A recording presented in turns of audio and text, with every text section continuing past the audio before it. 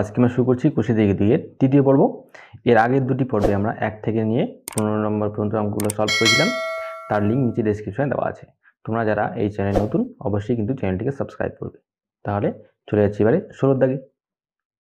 16 নম্বরে আসলাম চাচা কর্মক্ষেত্র থেকে অবসর নেওয়ার সময় 1 লক্ষ টাকা পেলেন। ওই টাকার কিছুটা ব্যাংকে ও বাকিটা পোস্ট অফিসে জমা রাখেন। প্রতি বছর সুদ বাবদ তিনি 5,400 টাকা পান। ব্যাংকের ও পোস্ট অফিসের বার্ষিক সরল সুদের হার যদি যথাক্রমে 5% এবং 6% হয়, তবে তিনি কোথায় কত টাকা জমা রেখেছিলেন হিসাব করে লিখি।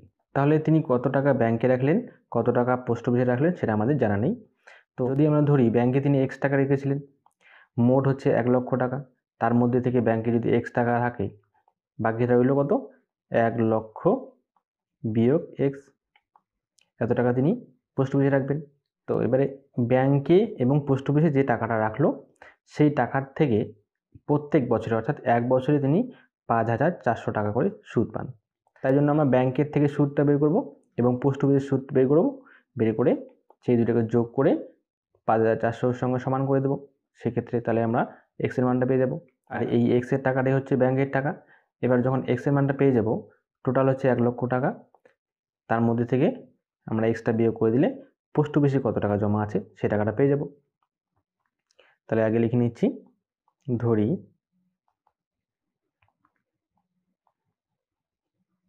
আসলাম চাচা ব্যাংকে X টাকা রেখেছেন, সুতরাং পোস্ট অফিসে রেখেছেন। পোস্ট অফিসে রেখেছেন কত? টোটাল টাকা ছিল 1 লক্ষ, তার থেকে ব্যাংকের টাকাটা বাদ দিলে এটাই হচ্ছে পোস্ট অফিসে টাকা রেখেছেন। এবারে এই X টাকার উপরে 5% সুদের হারে 1 বছরে কত টাকা সুদ হয় সেটা বের করব। আবার এই 1 লক্ষ বিয়োগ X এই টাকার উপরে 6% হারে 1 বছরের সুদ কত হয় সেটা বের করব। বের করে তাদের দুটোকে যোগ করে দিয়ে আমরা 5,400 সঙ্গে সমান করে দেব। তাহলে লিখছি ব্যাংকের ক্ষেত্রে, ব্যাংকের ক্ষেত্রে ব্যাংকের ক্ষেত্রে আসল কত? আসল P সমান হচ্ছে X টাকা, তারপরে সুদের হার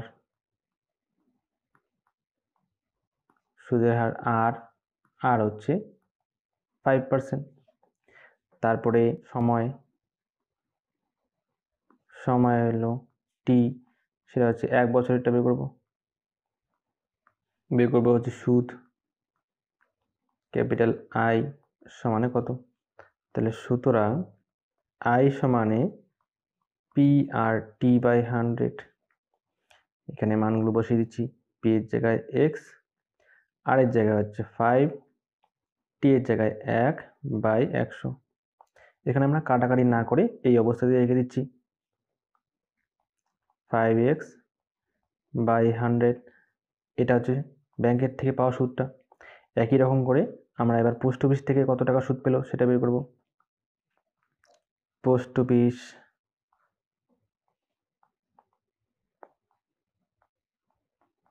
এর ক্ষেত্রে, পোস্ট অফিসের ক্ষেত্রে আসল ক্যাপিটাল P সমানে হবে 1 লক্ষ বিয়োগ X এত টাকা, সুদের হার স্মল r, এখানে সুদের হার হচ্ছে 6%, তারপর সময় স্মল t, এখানেও এটা হলো 1 বছর। আবার সুদ আমাদের বের করতে হবে ক্যাপিটাল I সমানে কত? সুতরাং I সমান PRT/100। মান বসালে P এর জায়গায় এখানে বসবে 1 লক্ষ বিয়োগ X, সুদ হচ্ছে 6, সময় হচ্ছে 1 বছর/100। এটা এরকমই থাকলো।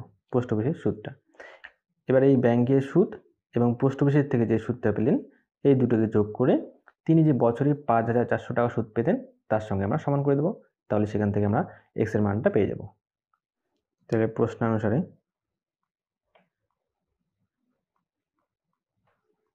প্রশ্নানুসারে ব্যাংকের সুদ হচ্ছে 5x বাই 100 প্লাস পোস্ট অফিসের সুদ হচ্ছে 1 লক্ষ বিয়োগ এক্স ইন্টু 6 তার নিচে 100 সমান এটা হচ্ছে 5,400। এটাকে এবার সমাধান করে এখান থেকে এক্স এর মান বের করব। তাহলে নিচের লসাগু হবে 100, উপরে এটা হচ্ছে 5x প্লাস 6 দিয়ে যদি ভেতরে গুণ করে দিই তাহলে হবে 6 লক্ষ বিয়োগ 6x ইকুয়ালস টু 5,400। তাহলে উপরে বিয়োগ করলে হবে 6 লক্ষ বিয়োগ x, নিচে হলো 100 5,400, তারপর বাকিটা এইদিকে। তাহলে 5,400 সঙ্গে নিচে 100 গুণ করলে 5,400 তার সঙ্গে আরও দুটি শূন্য সমান সমান তারপরে 6 লক্ষ বিয়োগ x। তাহলে এক্সটাকে যদি এই দিকে নিয়ে আসি তাহলে প্লাস হয়ে গেল। এই দিকে ছিল 6 লক্ষ বিয়োগ 5,40,000টা নিয়ে যাবো এদিকে 5,40,000। তাহলে এক্স সমান সমান 6 লক্ষ থেকে 5,40,000 বাদ দিলে থাকবে 60,000। তাহলে এক্স এর মান পেয়ে গেলাম 60,000 টাকা, অর্থাৎ তিনি 60,000 টাকা ব্যাংকের মধ্যে রেখেছিলেন। তাহলে উত্তর লিখব তিনি ব্যাংকে রাখেন 60,000 টাকা এবং পোস্ট অফিসে রাখেন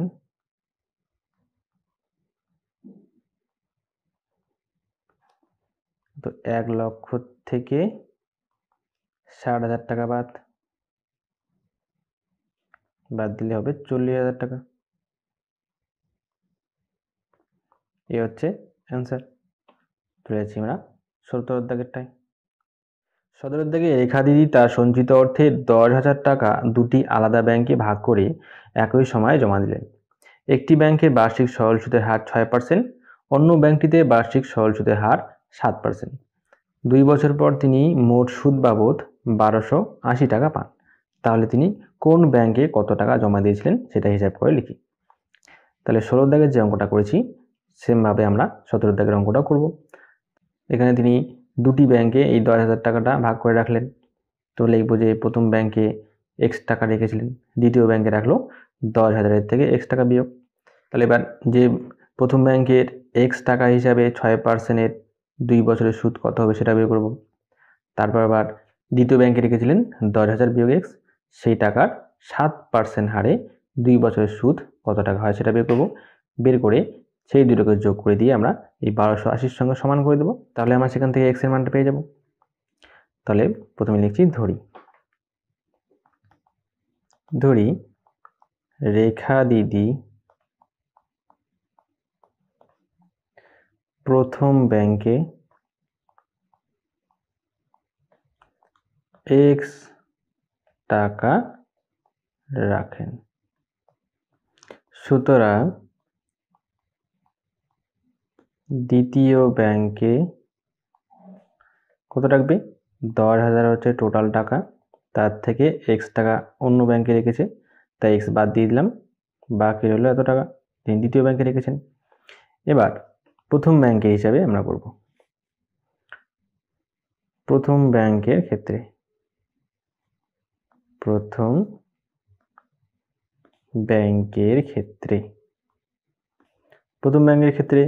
ব্যাংকের ক্ষেত্রে আসল ক্যাপিটাল P তখন হলো x টাকা। সুদের হার কত? সুদের হার স্মল r, সেটা হচ্ছে 6%। আর সময় এখানে কিন্তু 2 বছর, সময় স্মল টি হচ্ছে 2 বছর। বের করব সুদ। সুদ ক্যাপিটাল আই সমান হচ্ছে কত? তাহলে সুতরাং capital I equals to P R T by 100।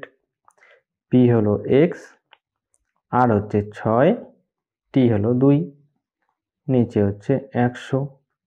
তো এটাকে আমরা কাটাকাটি না করে এভাবেই রাখছি, 6 দুগুণ 12x বাই 100।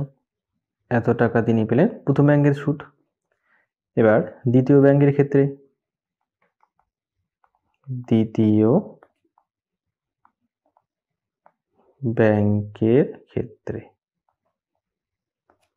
দ্বিতীয় ব্যাংকের ক্ষেত্রে আসল কত ছিল?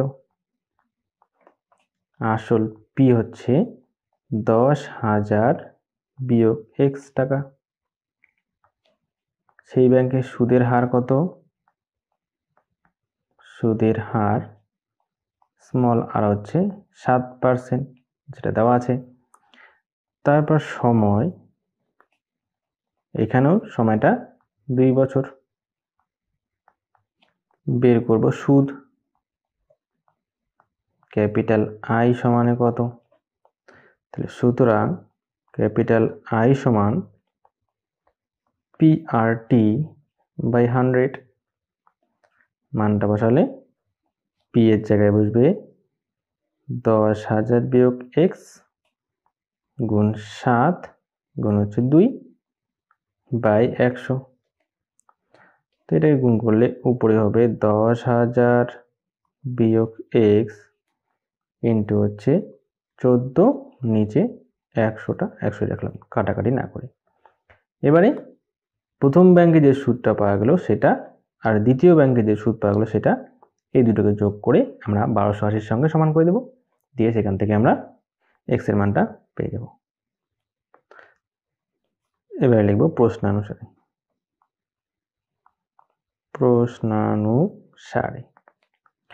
প্রথম ব্যাংকের সুদ 12x বাই 100 প্লাস দ্বিতীয় ব্যাংকের সুদ 10,000 বিয়োগ এক্স গুণ 14 বাই 100, এই টাকা সমান হবে 1280 সাথে। লসাগু করলে নিচে হচ্ছে 100, উপরে থাকবে তাহলে 12x যোগ 14কে ভিতরে গুণ করে দিলে 1,40,000 বিয়োগ 14x সমান 1280।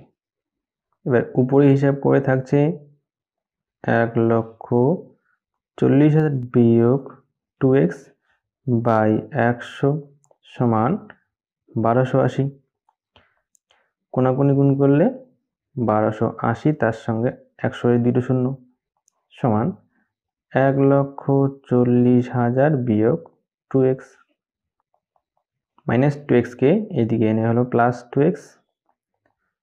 1,40,000 1,28,000 সমান সমান এদিকে এসে বিয়োগ হলো, তাহলে 2x সমানে হবে, এটা বিয়োগ করলে 3টা শূন্য থাকবে, 10-এর থেকে 8 গেলে থাকবে 2, হাতে রেখেছে 2 এ যুক্ত হবে, 4-এর থেকে 3 বিয়োগ করলে হবে 1, 12,000।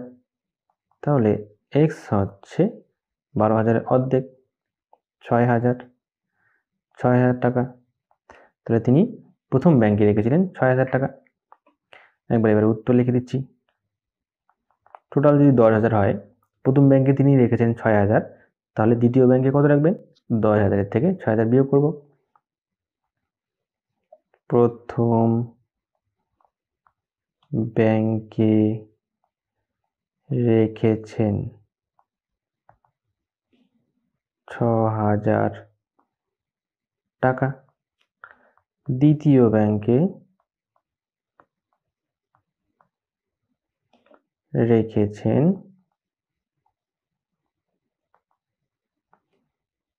10 ছিল টোটাল টাকা, তার থেকে 6 বিয়োগ, তাহলে হচ্ছে 4,000 টাকা। এই হচ্ছে অ্যান্সার। এরপরে যাবো আমরা 18 অঙ্কটায়।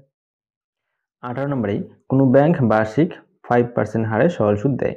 ওই ব্যাংকে দীপুবাবু বছরের প্রথমে 15,000 টাকা জমা দেওয়ার 3 মাস পর 3,000 টাকা তুলে নিলেন এবং টাকা তুলে নেওয়ার 3 মাস পর আবার তিনি 8,000 টাকা জমা দিলেন। ওই বছরের শেষে দীপুবাবু সুদে আসলে কত টাকা পাবেন নির্ণয় করি। আচ্ছা, এখানে দেখো প্রথমে কি বলেছিলেন, প্রথমে তিনি 15,000 টাকা ব্যাংকের মধ্যে রাখলেন। তো সেই 15,000 টাকা কতদিন থাকলো? সেই 15,000 টাকাটা কিন্তু শুধুমাত্র 3 মাস ছিল, ঠিক আছে। তো সেক্ষেত্রে এই 15,000 টাকার উপরে তিনি কিন্তু 3 মাসের জন্য 5% হারে সুদ পাবেন। তারপর 3 মাস পরে তিনি কি করলেন, এই 15,000 থেকে তিনি 3,000 টাকা তুলে নিলেন, অর্থাৎ ছিল 15,000, 3,000 টাকা তুলে নিল, এখন থাকলো কত? 12,000। এখন তার আসল হচ্ছে 12,000 টাকা। এবারে তিনি যখন 3,000 টাকা তুলে নিলেন, সেই 3,000 টাকা কিন্তু এই দেখো টাকা তুলে নেওয়া 3 মাস পরে আবার তিনি 8,000 টাকা জমা দিলেন, অর্থাৎ টাকা যখন তুলে নিয়ে 12,000 টাকা করলেন, তার 3 মাস পরে 8,000 টাকা জমা দিয়েছিল। তার মানে এই 12,000 টাকা কিন্তু 3 মাস ব্যাংকের মধ্যে ছিল। তখন তিনি 12,000 টাকার উপরে 3 মাসে 5% হারে সুদ পাবে, ঠিক আছে। তাহলে এবারে ওই বছরের এই যে প্রথমে গেল 3 মাস, তারপরে গেল 3 মাস, 6 মাস গেল, আর বাকি কত রইল? বাকি রইল হচ্ছে আরও 6 মাস। 12,000 টাকা তুলে নেওয়ার 3 মাস পরে তিনি আরও 8,000 টাকা রেখেছেন, তাহলে ছিল 12,000, আরও রাখলেন তিনি 8,000 টাকা, এখন তার হয়ে গেল 20,000 টাকা, ঠিক আছে। এবার এই 20,000 টাকা বাকি গোটা বছরে খাটলো। তার মানে প্রথমে 3 মাস গিয়েছিল, তারপরে 3 মাস গিয়েছিল 6 মাস, বাকি যে আরও 6 মাস পরে থাকলো, সেই 6 মাস কিন্তু তিনি এই 12,000 টাকার উপরে 5% হারে সুদ পেতেই থাকবেন, ঠিক আছে। এই বিষয়টা এবার আমরা এক এক করে লিখে তার সুদগুলো বের করে সেগুলো যোগ করব। যোগ করলে তারপরে সেটা সুদে আসলে যোগ করে দিয়ে সুদে আসলে তিনি কত টাকা পাবেন সেটা আমরা বের করে ফেলব। তাহলে প্রথমে আমরা লিখে নিচ্ছি 5% হারে 15,000 টাকার 3 মাসের সুদ হলো কত হবে? এখানে পি হলো 15,000, তারপর আর হচ্ছে 5%, টি হলো 3 মাস। তো 3 মাসটাকে আমরা কি করব? বছরে কনভার্ট করব। বছরে করতে হলে আমরা 3কে 12 দিয়ে ভাগ করব, তাহলে হবে তখন 1/4 বছর। সুতরাং আই সমানে তখন হবে P R T by 100। P হচ্ছে 15,000, আর হচ্ছে 5, টি হলো 1/4 বাই 100। 0 0 0 0 কেটে দিলাম। 4কে 2 দিয়ে কেটে 2, 150কে 2 দিয়ে কেটে হলো 75। তাহলে উপরে এবারে রইল 5 এবং 75কে গুণ করে উপরে লিখব। 5 পেজে 25-এর 5, হাতে 2, 5 সাথে 35 আর 2 37/2। 375কে 2 দিয়ে ভাগ করব। 2 1-এ 2, বিয়োগ করলে হলো 17 আসবে, 7 কেটে নিয়ে এসে 8 2 16, বিয়োগ করলে 1, 5 কেটে আনছি, 7 2 14, বিয়োগ করলে 1, দশমিক দিয়ে 0 নিয়ে 5 2 10, তাহলে হলো এত টাকা, অর্থাৎ 187.50 টাকা, ঠিক আছে। এটা হচ্ছে 15,000 টাকার 5% হারে 3 মাসের সুদ। এবার তিনি কি করেছিলেন? 3 মাস পরে 3,000 টাকা তুলে নিয়েছিলেন, সেটা লিখে নিচ্ছি। 3 মাস পর 3,000 টাকা তুলে নিলে এখন আসল থাকবে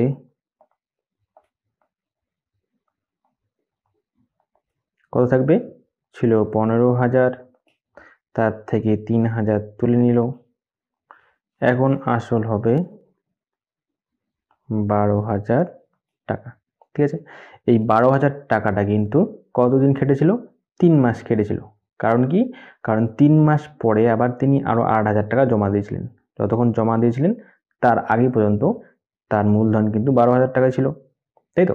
তাই আমরা এবারে 12,000 টাকার উপরে 3 মাসের 5% হারে কত সুদ হয় সেটা বের করব। পি হচ্ছে 12,000 আর হচ্ছে 5%, টি হচ্ছে 3 মাস। 3 মাসটাকে বছরে কনভার্ট করলে এখানেও 3/12 এত বছর, এটাই মানে হচ্ছে 1/4 বছর। ঠিক আছে, এবারে সূত্র বসাবো। সুতরাং আই সমান P R T by 100। P হলো এখানে 12,000 আর 5%, আর সময় হচ্ছে 1/4 বাই 100। যে দুটি শূন্য, উপরে দুটি শূন্য কেটে দিলাম। 4 দিয়ে 120কে কাটলে 3 4 12 থাকলো 30, উপরে উপরে গুণ করে 3 5 15, অর্থাৎ 150 টাকা। তাহলে 12,000 টাকার 3 মাসের সুদ পাওয়া গেল 150 টাকা। এবার 3 মাস পরে তিনি কি করেছিলেন, আরো 8,000 টাকা কিন্তু ব্যাংকের মধ্যে রেখেছিলেন। তো তখন 12,000-এর সঙ্গে আরো 8,000 যোগ হবে, যোগ হয়ে কত হবে, তখন 20,000 হবে। তাহলে বছরের প্রথমে 15,000 টাকা 3 মাস খাটলো, তারপরে 12,000 টাকা খাটলো 3 মাস, তাহলে 3 3 6 মাস কিন্তু বছরে চলে গেল। বাকি আরো থাকলো 6 মাস, এই 6 মাস কিন্তু 20,000 টাকাটা খাটবে। তাহলে 20,000 টাকার 5% হারে 6 মাসের সুদ আমরা এবারে বের করব। এবার লিখব 3 মাস পর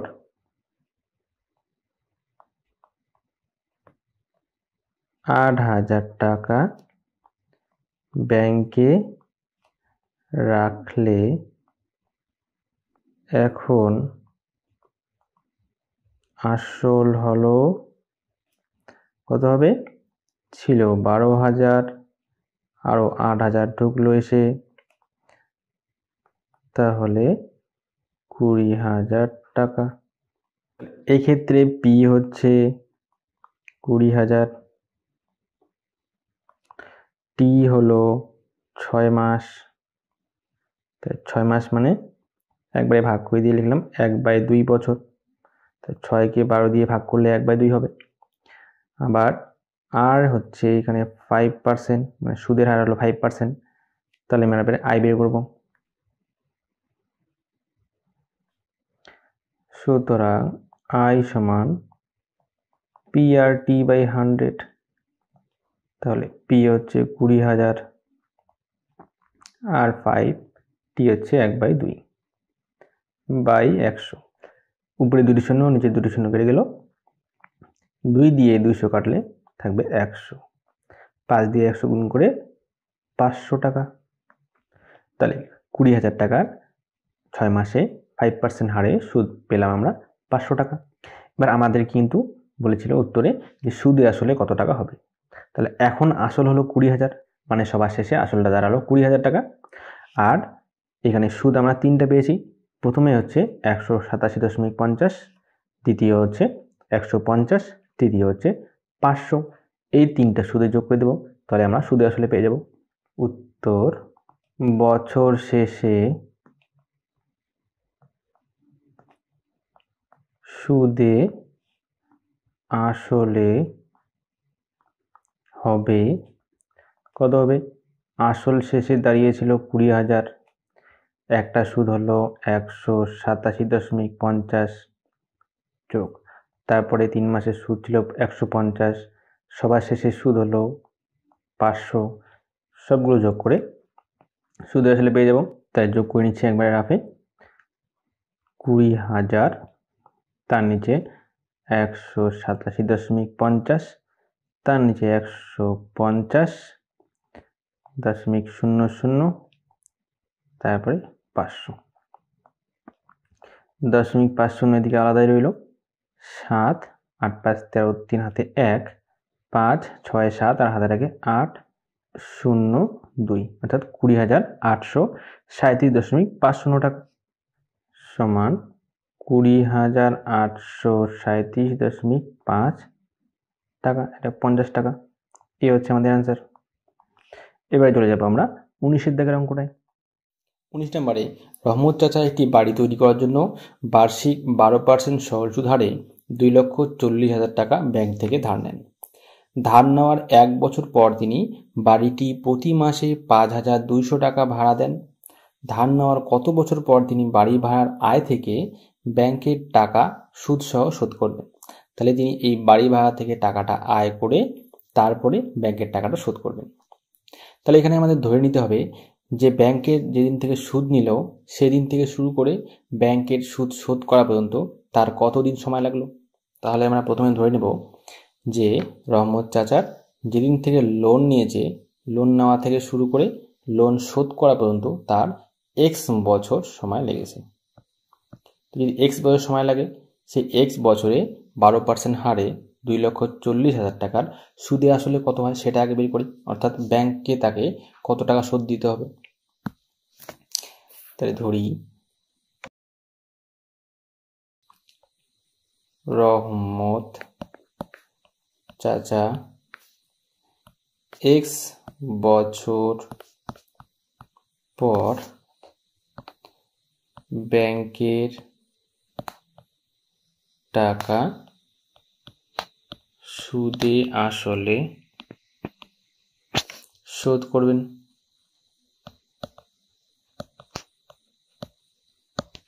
ঠিক আছে, তাহলে সুতরাং আসল পি হচ্ছে 2,40,000 টাকা, টি হচ্ছে এক্স বছর,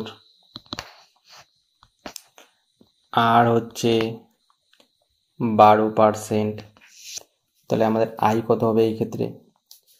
সুতরাং আই সমান পি আর টি বাই 100।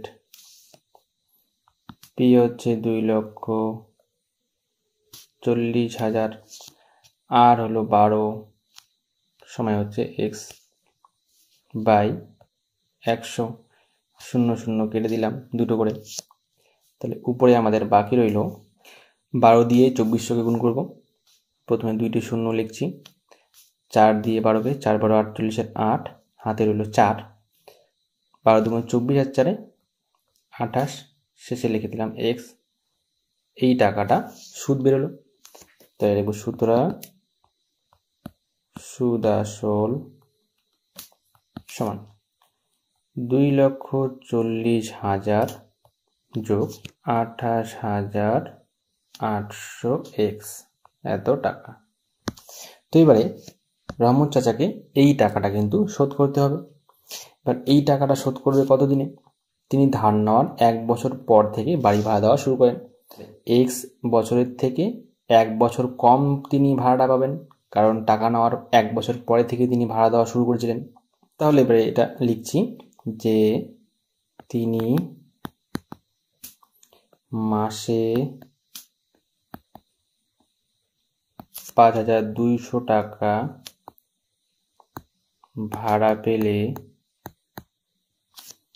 1 বছরে ভাড়া পাবেন কত পাবেন? 5,200 গুণ 12। তাহলে এটার গুণ করে হবে 2টা 0, 12 2 24 4, হাতে 2, 5 12 60 আর দিয়ে 62। তাহলে 62,400 টাকা তিনি বছরে পাবেন। এবার কত বছরের জন্য তিনি ভাড়া খাটাবেন? টাকাটা যদি তিনি শোধ করেন এক্স বছরে, তার থেকে 1 বছর পরে ভাড়া দেওয়া শুরু করেছিল, তাহলে এক্স মাইনাস 1 বছরে তিনি কত টাকা ভাড়া পাবেন সেটা বের করছি। সুতরাং এক্স মাইনাস 1 বছরে তিনি ভাড়া পাবেন কত পাবেন? এক্স বিয়োগ 1 তার সঙ্গে 62,000 400 টাকা গুণ।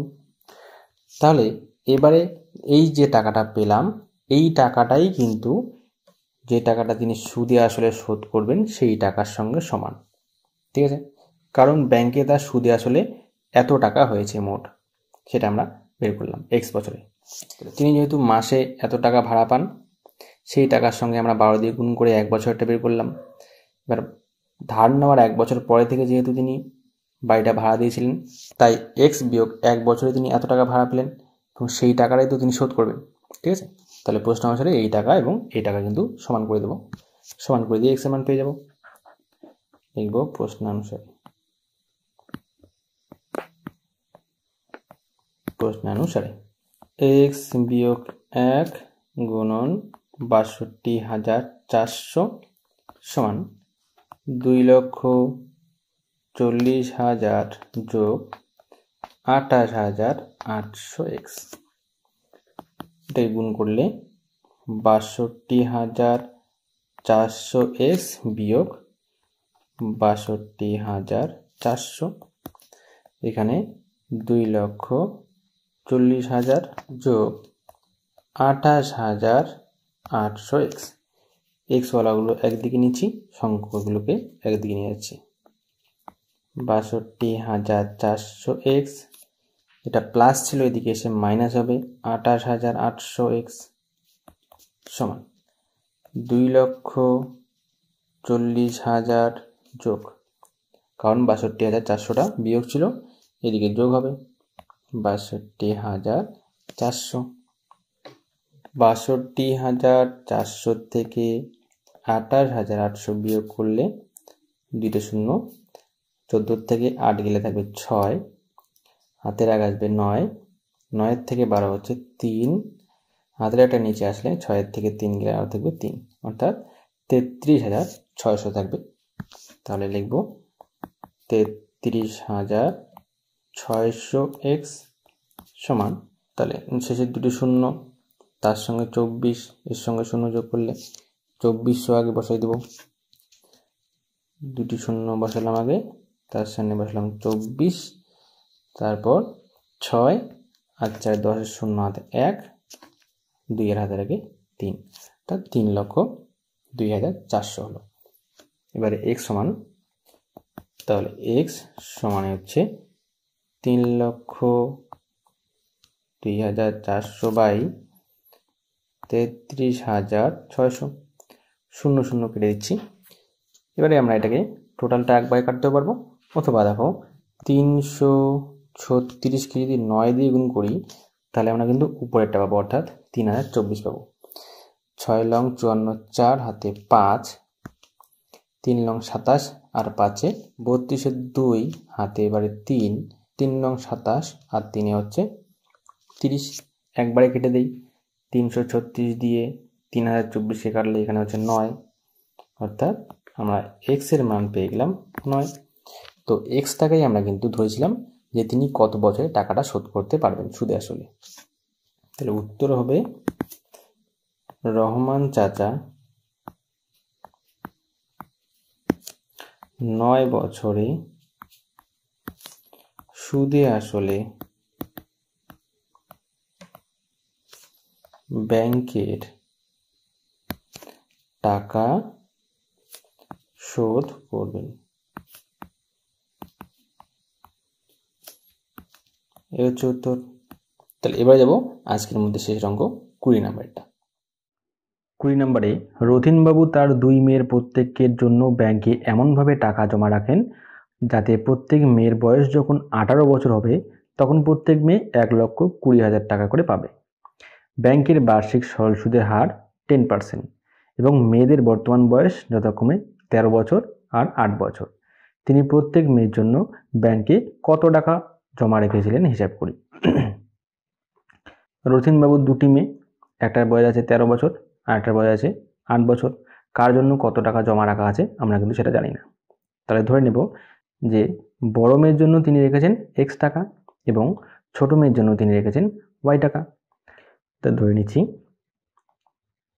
ধরি রথীনবাবু বড় মেয়ের জন্য x টাকা ও ছোট মেয়ের জন্য y টাকা ব্যাংকে রাখেন। তাহলে বড় মেয়ের ক্ষেত্রে এবার দেখো, বড় মেয়ের ক্ষেত্রে আসল কত হবে? আসল হলো p, সেটা হলো x টাকা। আর সময় কত হবে? সময় অর্থাৎ ওই টাকাটা কত দিনের জন্য রাখবে। এখন তার বয়স হচ্ছে 13, 18 বছরে সে টাকাটা পাবে। তাহলে 18 বিয়োগ হচ্ছে 13 সমান সমান 5 বছর। তার মানে তার যে মূলধনটা রাখবে ব্যাংকে, সেই মূলধনটা কিন্তু 5 বছর ব্যাংকে থাকবে।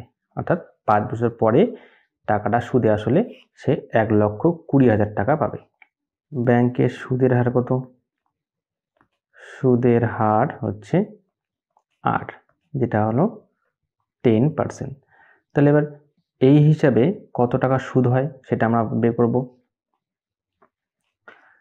সুতরাং I সমান PRT/100। P হচ্ছে x, R হচ্ছে 10, T হচ্ছে এখানে 5/100। 0 0 কেটে দিয়ে 5 দিয়ে 10 কেটে 2, তাহলে সুদ পাওয়া গেল x/2, এত টাকা। এবার বলা আছে যে সে সুদে আসলে 1,20,000 টাকা পাবে। তাহলে আসল যদি x হয়, সুদ যদি x/2 হয়, তাহলে এই দুটোকে যোগ করে আমি 1,20,000 এর সঙ্গে সমান করে দেব। তাহলে আমরা এখান থেকে x এর মানটা পেয়ে যাব। শর্তানুসারে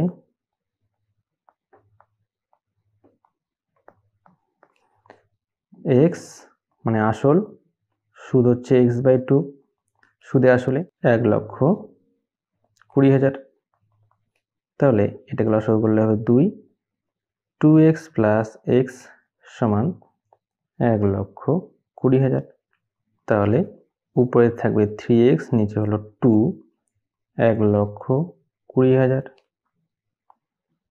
এই হিসাবে 3x সমান 2 দিয়ে 12কে গুণ করলে 12 দুগুণ 24, 4টে 0। তাহলে x সমানে 24, 4টে 0/3। 3 দিয়ে কাটলে 3 8 24, 4টে 0। x সমানে বেরোলো 80,000 টাকা। তাহলে x এর মান 80,000, মানে বড় মেয়ের জন্য তিনি 80,000 টাকা ব্যাংকে রেখেছিলেন। একইভাবে এবার আমরা ছোট মেয়ের জন্য বের করব। ছোট মেয়ের ক্ষেত্রে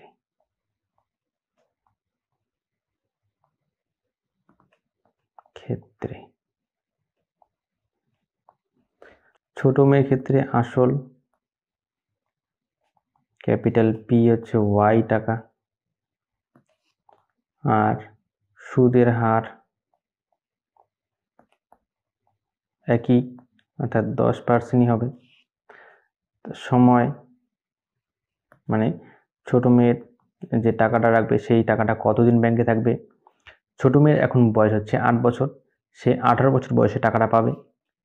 তাহলে 18 বিয়োগ 8 মানে হচ্ছে 10 বছর, তার 10 বছর টাকাটা থাকবে।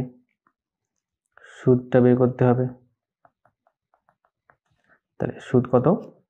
সুতরাং I সমানে PRT/100। P হচ্ছে এখানে y, আরও হচ্ছে 10, টিও হলো 10, কারণ সুদের হারও 10, সময়ও এখানে 10 বছর, বাই 100। 0 0 কাটা, এই 0 এই 0 কাটা, তাহলে সুদ হচ্ছে y। তাহলে এই ক্ষেত্রে দেখো আসলও হচ্ছে y, সুদও হলো y। তাহলে সুদ আসল কত হবে? এই y আর y যোগ সেই সুদ আসলটা কার সঙ্গে সমান হবে? 1,20,000 টাকার সমান হবে, কারণ তার 18 বছর বয়স হলে সে 1,20,000 টাকাই পাবে সুদে আসলে। তাহলে এক্ষেত্রে আমরা শর্তানুসারে লিখব শর্তানুসারে ওয়াই হচ্ছে আসল আর এই ওয়াই হচ্ছে সুদ, কার সঙ্গে সমান 1,20,000 সঙ্গে সমান। তাহলে 2y সমান 1,20,000। তাহলে y সমানে 2 দিয়ে 12কে ভাগ করলে হবে 6, তারপর 4টে শূন্য লিখে দিলাম, তার মানে 60,000 টাকা। তাহলে উত্তর লিখে দেব রথীনবাবু বড় মেয়ের জন্য 80,000 টাকা ও ছোট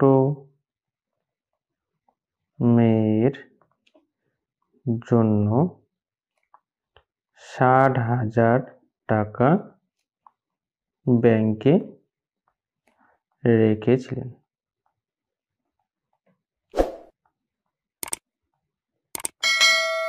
এই হচ্ছে উত্তর। তাহলে আজকের ভিডিওতে এতটুকু থাকলো। এরপরে যে এমসিকিউ গুলো আছে সেগুলো আমরা এরপরে ভিডিওতে করব।